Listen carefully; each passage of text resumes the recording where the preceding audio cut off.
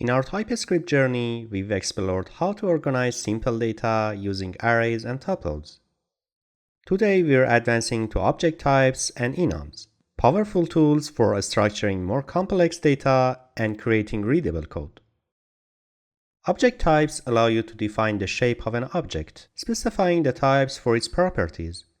This ensures that objects have the exact structure you expect, down to the type of each property. Here, book is an object type with title and author as strings and pages as a number.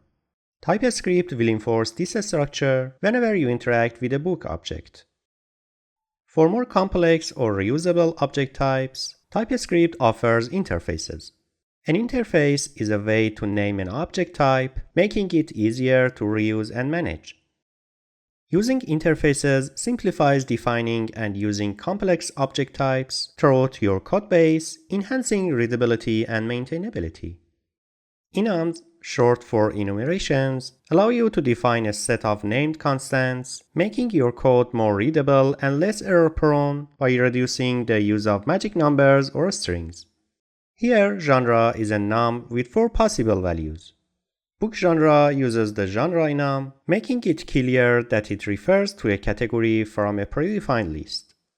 TypeScript also supports string enums, which are particularly useful when you need the runtime value to be readable and meaningful.